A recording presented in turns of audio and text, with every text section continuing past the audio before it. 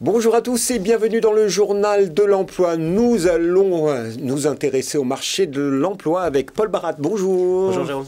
Vous êtes directeur marketing de Talent et vous animez un podcast, Les pieds sur le bureau. En deux mots, comment le présenter? C'est un podcast qui est né d'un souhait de plusieurs salariés en interne de monter un podcast qui avait besoin de se former à ce sujet-là. Et puis en fait, nous, c'était l'occasion d'interviewer des experts des ressources humaines et du recrutement pour décrypter un peu les tendances d'aujourd'hui et de demain. Et j'aime bien dire que demain, ça commence aujourd'hui. Dans ce podcast, on parle de tout. On parle surtout des sujets que les experts qu'on interviewe ont réussi à améliorer. Et surtout, on a une volonté d'inspirer les RH, de se dire, OK, si eux sont capables de le faire, pourquoi pas moi?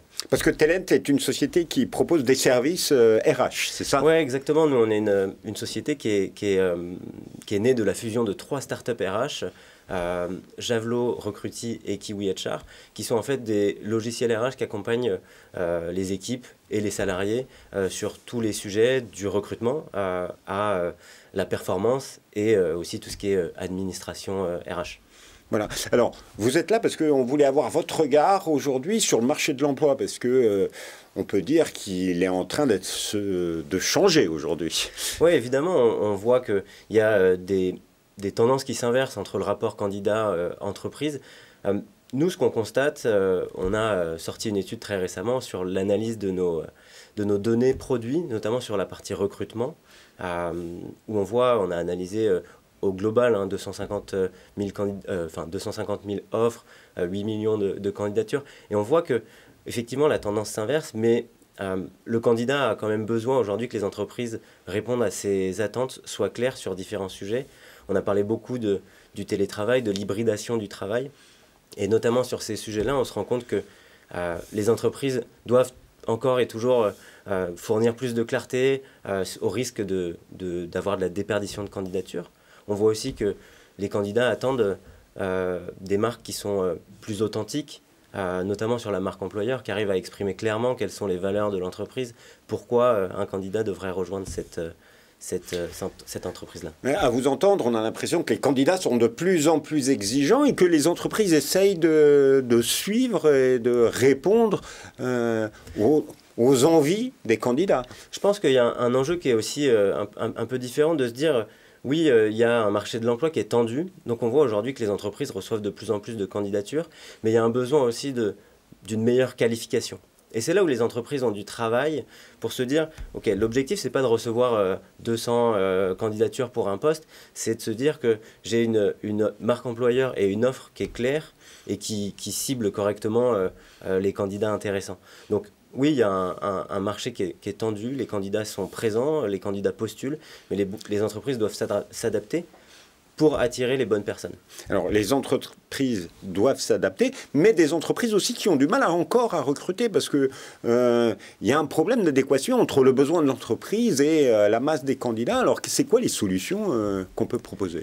Je l'ai un peu évoqué sur la partie marque employeur. Il y a une importance à adresser ce sujet-là de manière authentique, de présenter en fait, qu'est-ce qu'il y a pour un candidat dans cette entreprise-là, s'assurer que c'est clair. Et puis après, les entreprises doivent arriver à aller plus loin, être visibles sur tous les canaux des candidats.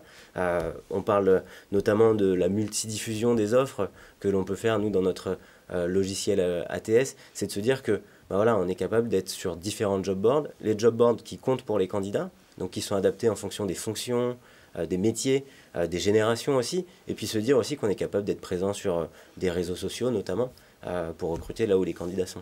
Alors, quels sont les services que vous pouvez proposer? Parce que, fusion de 3 startups RH, il y a énormément, j'imagine, de services possibles. Vous accompagnez des RH, quels sont vos points forts dans l'accompagnement des entreprises? Alors, nous, comme je disais, on est capable d'accompagner les entreprises quasi de A à Z sur le parcours du candidat et salarié. Ça commence évidemment avec le recrutement. On propose un ATS, un outil de gestion de candidature, qui permet de valider la création, l'ouverture d'une offre, la diffuser, la multidiffuser comme je disais, aussi de de pouvoir l'avoir sur un site carrière que l'on peut créer. Et puis après, nous, notre point fort sur cette partie-là, c'est surtout l'expérience candidat. Arriver à, déjà, à la base, répondre à tous les candidats, ajouter de l'automatisation, ajouter de l'IA pour justement ajouter de l'IA au bon endroit pour l'expérience candidat. Voilà, un enjeu, l'expérience candidat est très importante aujourd'hui sur le marché de l'emploi. Vous citez l'IA. Est-ce que l'IA bouleverse vraiment la politique de recrutement et d'une manière générale la politique RH aujourd'hui? Oui, je pense qu'on voit que les entreprises et les RH sont de plus en plus enclins à utiliser l'IA. L'utilisation en réel, elle est encore un peu limitée. Je regardais des chiffres ce matin, on parle de 28% des RH qui utilisent l'IA, ça fait x3 depuis un an, c'est une dynamique qui est très positive. 70% des RH projettent d'utiliser ou utilisent déjà l'IA, donc on voit une tendance qui est importante. Néanmoins, il faut se poser la question de pourquoi on l'utilise. Nous, chez Telent, et notamment sur Telent Recruity, on a cette volonté de se dire, ok, on utilise l'IA sur les bons sujets, et notamment l'objectivation d'un processus de recrutement et l'expérience candidat. Donc c'est se dire que en fait on est capable d'avoir une IA classique, pas forcément parler de l'IA générative, mais une IA classique qui va permettre, selon des critères, de masquer des éléments d'un CV pour se dire voilà, je vais limiter les biais que peuvent générer un CV en masquant évidemment des éléments de localisation, d'expérience ou simplement des hobbies parce qu'il peut y avoir des biais de confirmation importants là-dessus. Et puis après, l'IA, on la déploie aussi pour améliorer l'évaluation des candidats. Nous, on est très favorable à l'évaluation multipartite d'un candidat avec la prise de parti à la fois des recruteurs mais aussi des managers dans l'évaluation d'un candidat. Et l'IA vient nous aider, non pas pour évaluer à la place des recruteurs ou des managers, mais simplement pour fournir une synthèse clair quand on a 3-4 évaluations pour se dire voilà.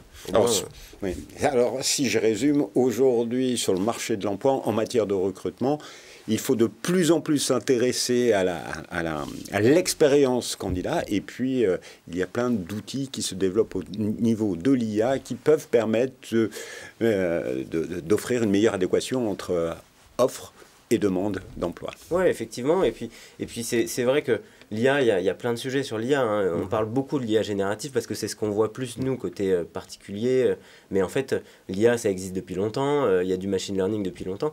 Et il n'y a pas que l'IA dans les outils. Je pense que des simples automatisations pour dire que quand un candidat passe d'une étape à une autre dans un processus de recrutement, on envoie un message automatique pour lui dire voilà, félicitations, vous passez à l'étape suivante, vous avez une étude de cas à préparer, voilà ce que vous pouvez préparer, et puis on vous redonne des éléments sur l'entreprise. Ce genre de choses, c'est des choses qui sont aussi faciles, qui sont issues de la technologie évidemment, mais pas forcément l'IA ou autre. Alors, dernière question, petite question piège. Voilà, et si aujourd'hui il y a des jeunes et moins jeunes qui nous écoutent, est-ce qu'il y a des métiers d'avenir, il y a des métiers en tension, c'est lesquels aujourd'hui? Alors, je pense que c'est difficile de prévoir. Il y a évidemment des métiers qui vont évoluer. Je pense qu'on en parlait la dernière fois, j'interviewais des RH et des recruteurs. Je pense qu'il y a un élément notamment sur le recrutement qui est pas encore présent et qui va se développer de plus en plus. Il y a un chiffre, je crois, qui nous vient des États-Unis, qui disait que 44% des candidats recrutés étaient déjà présents dans l'ATS, dans l'outil de gestion de candidature, donc dans la base de données interne d'une entreprise. Donc on a passé plusieurs semaines à recruter quelqu'un qui est en fait déjà dans nos systèmes. Donc un des métiers qu'on voit qui va potentiellement évoluer, c'est comme dans le marketing, il y a des gens qui sont là pour ce qu'on appelle nurturer, faire du nurturing, essayer de conserver un point de contact avec un candidat. Typiquement, ça, dans le recrutement, on peut se dire que c'est des choses qui vont arriver. Et de manière générale, tout ce qui s'est passé côté commerce, marketing, c'est potentiellement des métiers d'avenir pour le recrutement sur ces sujets-là. Paul Barat, merci infiniment. Alors, merci beaucoup. Si vous voulez en savoir plus et suivre le podcast Les Pieds sur le Bureau, je vous donne une seule adresse web, c'est www.telent.com pour en savoir plus sur l'entreprise et pour bien sûr suivre le podcast. Au revoir et à bientôt.